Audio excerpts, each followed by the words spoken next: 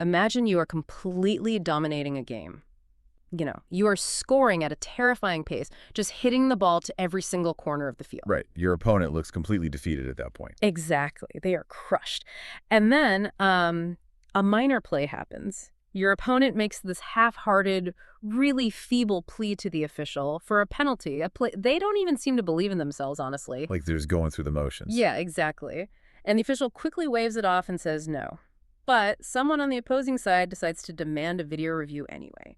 And 3 seconds later, a computer simulation flips the call. Oh, wow. You are out. And from that single highly contested moment, your entire team, a team that felt absolutely invincible just a breath ago, completely and utterly collapses. It's just a total momentum crash. It really is. So welcome to this deep dive.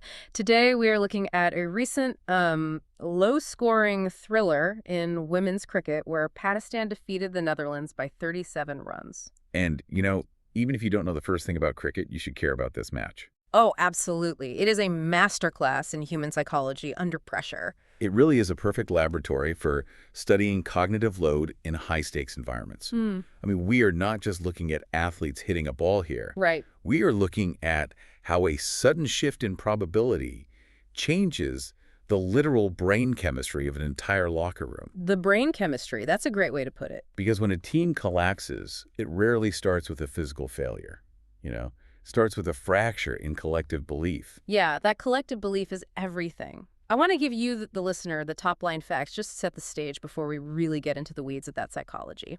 So, Pakistan batted first. They scored 126 runs, losing 6 of their 10 batters in the process. Which, for context, gave them a solid, if not spectacular, foundation. Right. It was actually their joint highest score in this specific event. So, the Netherlands then came out to chase that target of 126, and they completely folded. Just fell apart. Totally. They were bowled out for just 89 runs. Pakistan wins. But those final numbers hide a wildly fluctuating game of psychological tug-of-war. They really do. The box score does not tell the whole story. Okay, let's unpack this, because to understand how the Netherlands collapsed so dramatically, we first have to look at how Pakistan built their initial foundation. And it was anything but a smooth process. No, it wasn't. Pakistan had a remarkably lackluster start. I mean, they lost Muniba Ali, one of their opening batters, almost immediately. Right out of the gate. Exactly. And in any bat and ball sport, losing your first player before any real runs are on the board, it acts as an immediate psychological dampener. Oh, I can imagine. The team sitting in the dressing room watches that happen, and their baseline anxiety just spikes. They realize the pitch might be difficult, or the opposing bowlers are highly tuned in. It's contagious. It is. And that is the tense, highly volatile environment that Gull Feroza walked into. And what really stands out to me about Feroza is her physical presence. She is notably tall, and, in sports, physical stature can often translate directly to a psychological presence on the field. Oh, absolutely. She partnered up with Ayesha Zafar, and together they put on this highly resilient 79-run partnership. Yeah, Zafar added a solid 32 runs, which was crucial. But Feroza was the undeniable anchor there. She batted through all that early panic to score 63, and she remained unbeaten by the end of the innings. Which is incredible. I mean, everyone else is panicking, and she's just the calm eye of the hurricane, methodically building a wall. That's a perfect analogy. Because one of the most difficult things for an athlete to do is to isolate themselves from the collective panic of their team. It's so hard to tune that out. And Feroza succeeded in doing exactly that. She didn't merely survive the hostile bowling, she actively dictated the terms of engagement. Right, around the halfway point of their allotted time to bat, she made a really conscious, strategic decision to become the aggressor. Yes.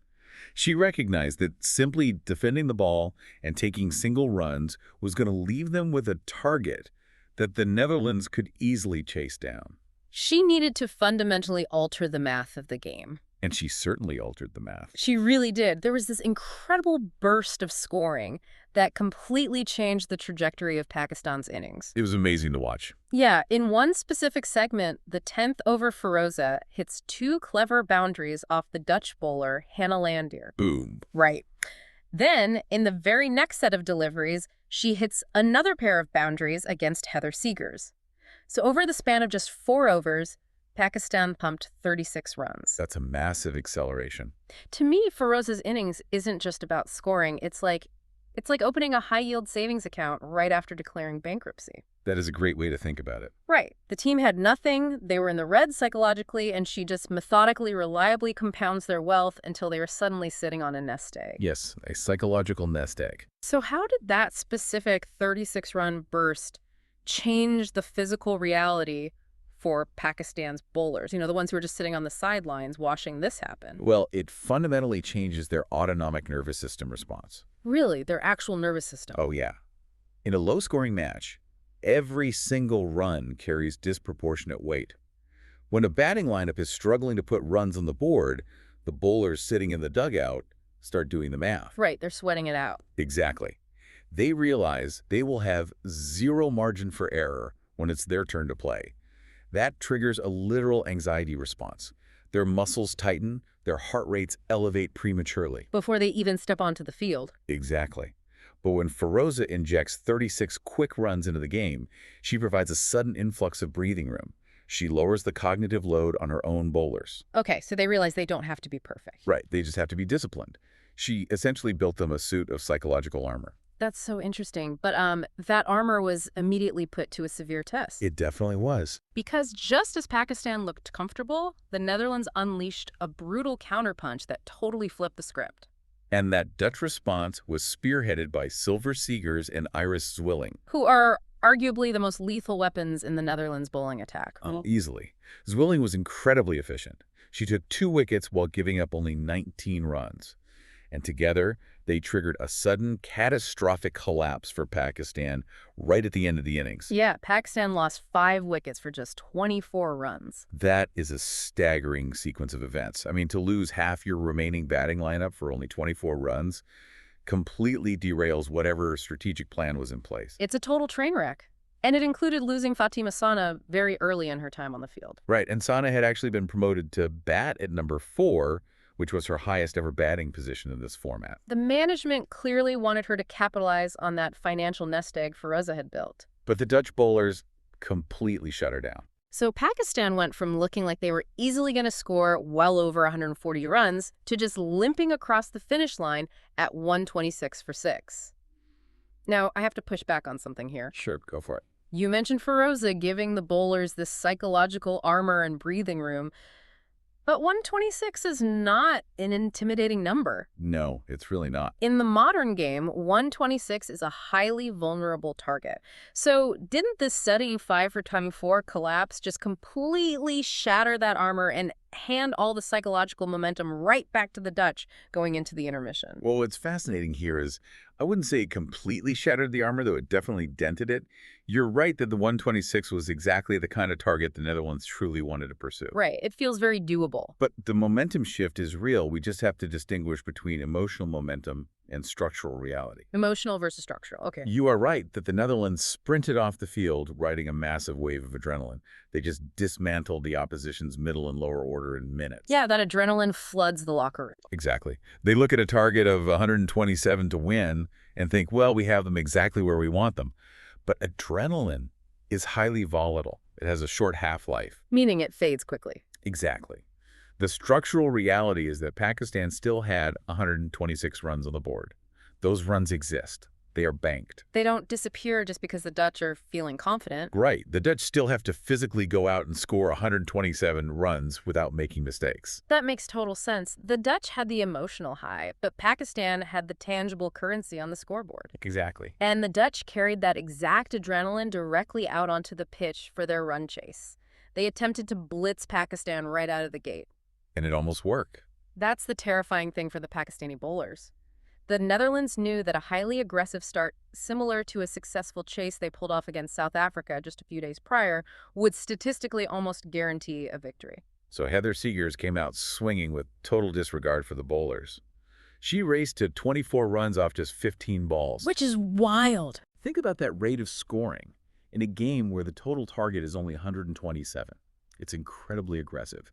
The Dutch team as a whole put up 31 runs in their first 20 deliveries. They were eating into Pakistan's structural reality at a terrifying pace. They really were. And Diana Baig, who opened the bowling for Pakistan, she felt the full physical force of that adrenaline. She was smashed for 2 boundaries off her very first 2 deliveries by Seegers. You can just imagine the Pakistani fielders looking at each other. Right. Feeling the game slipping through their fingers in real time, wondering if that 126 was going to be chased down in record time. But then comes the pivot. Yes, the pivot, the most crucial narrative-shifting moment of the entire match. So Seegers is at the crease, looking completely unstoppable. She tries to hit a ball from big into the onside of the field, misses the swing entirely, and the ball hits her high on the protective leg pad. Right, so this is a potential leg before wicket, or LBW scenario. Simply put, if the umpire believes the ball would have hit the wooden stumps behind the batter, but the batter's body blocked it, the batter is out. Okay, so the ball hits Seegers on the pad. Pakistan's players appeal to the umpire, but it is described in the reports as a, quote, feeble plea. Yeah, it wasn't a roar of absolute certainty. Not at all. The umpire quickly dismisses it. He shakes his head, ruling her not out. The moment seems entirely dead. I mean, the team is already demoralized from being hit for boundaries. The appeal is half-hearted. The umpire says no.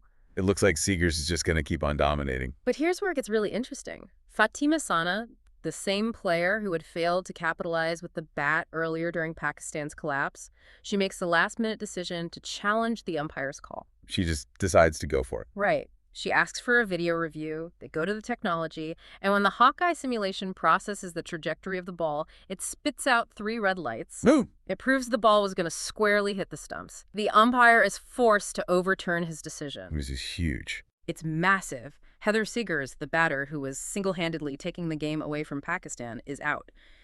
So I want to dig into the cognitive impact of this for a second. What exactly happens in the brains of the Dutch players when their absolute brightest spark is suddenly extinguished by a review that no one on the fielding side even seemed confident in taking? If we connect this to the bigger picture, you see the mechanics of an adrenaline crash in real time. Remember that massive wave of emotional momentum the Dutch took into the locker room? Yeah, that short-lived adrenaline. This is the exact moment it completely evaporates. Because in sports, belief operates as a collective consciousness. The Dutch batters waiting on the sidelines felt invincible because Seegers looked invincible. So her success was their success. Exactly. When she is removed from the game, and not by a spectacular piece of fielding they can respect, but by a computer simulation overturning a moment that felt entirely safe, it induces cognitive whiplash. Cognitive whiplash, I love that. It is a profound psychological gut punch. The sudden absence of their star player creates an immediate vacuum of confidence. The Dutch never regained their position of strength after that. Because taking out a batter striking at that rate just completely shifts the emotional weight of the game, right? Absolutely. The emotional weight of the entire run chase instantly transfers from Seegers' capable shoulders onto the new, unsettled batters coming into the game. And with their star batter gone and their collective confidence deeply shaken, the Dutch were completely exposed to Pakistan's next tactical maneuver. Which was brutal. It really was. This is where the match transitions from a competitive chase into an absolute methodical suffocation. The immediate aftermath of that overturned decision was pure, unadulterated panic from the Netherlands. You could see the adrenaline turning into anxiety. Because in the very next segment of play, there was a moment that the match reports literally call a, quote, foolish effort at a single. Yes. A Dutch batter tried to force a quick run where there was absolutely no safe opportunity to do so. It's just panicking. Total panic. And it resulted in a run-out, courtesy of a brilliant direct hit from Pakistan's Fatima. So what does this all mean? To me, it feels like Pakistan's strategy shifted into becoming a boa constrictor. A boa constrictor, okay. Yeah, because a boa constrictor doesn't just crush its prey violently all at once, right? It wraps around the prey and then it waits. Right, it waits for the exhale. Exactly. It waits for the prey to panic, to exhale, and the moment it does, the constrictor tightens. It takes away the space, millimeter by millimeter, until the prey physically cannot draw breath. That is painfully accurate. Once the Dutch panicked and gave away that foolish run-out, Pakistan just wrapped around them. They slowly squeezed the life out of the run chase by giving away absolutely no easy scoring opportunities. And that boa constrictor mechanism is exactly how spin bowling is utilized in these scenarios. How so? Well, Pakistan relied almost entirely on their spin bowlers from that point forward. Fast bowling relies on pace and physical intimidation. The batter can use the bowler's own speed to hit the ball away. Just redirecting the energy? Exactly. But spin bowling is entirely different.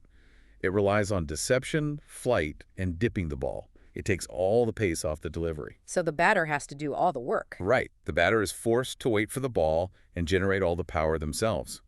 And if a batter is anxious, waiting is the most difficult thing in the world. The anticipation would kill you. It does. Pakistan hurried through these spinovers, refusing the Dutch batters any time to settle their heart rates or think clearly between deliveries. Except for one over by Sana, Pakistan relied almost entirely on spin.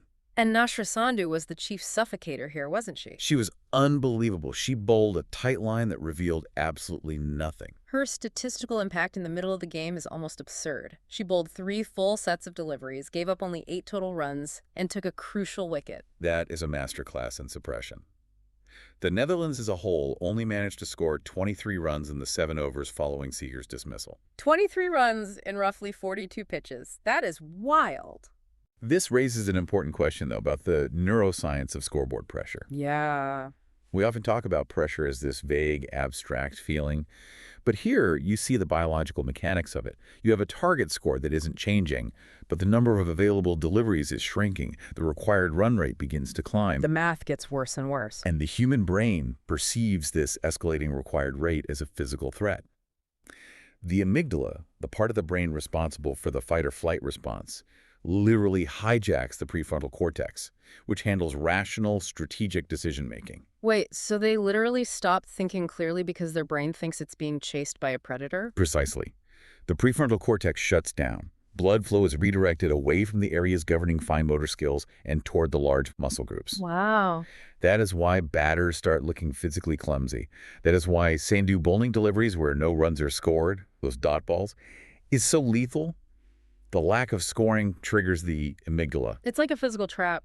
It is a textbook example of how physical execution, rushing through overs, bowling tight lines, directly creates mental errors in the opposition. They start trying to force shots that mathematically and physically aren't there. And then, just to finish the job, Fatima Sana returns for the coup de grace. The final blow. Yeah, the exact same player who initiated that crucial match-changing video review earlier. She comes back in the penultimate phase of the game and just tears through the remaining Dutch players. It was over in a flash. She smashed the wooden stumps 3 separate times in a single over to remove the final 3 batsmen.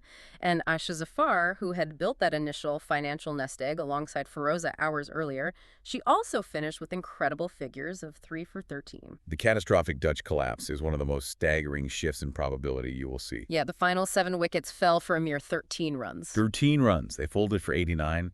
They went from a team that had promised a dominant victory, a team that had smashed 31 runs in their first 20 balls, to just giving up in a subdued manner. Subdued is the word. There's no fight left. The constrictor had successfully removed all the oxygen from their game plan. It is an incredible psychological journey. I mean, from Gull Feroza acting as the tall, immovable anchor, building wealth amidst the early anxiety of the Pakistani innings. To the lethal Dutch counterattack. Right, that stole 5 wickets for 24 runs, giving them that massive wave of locker room adrenaline.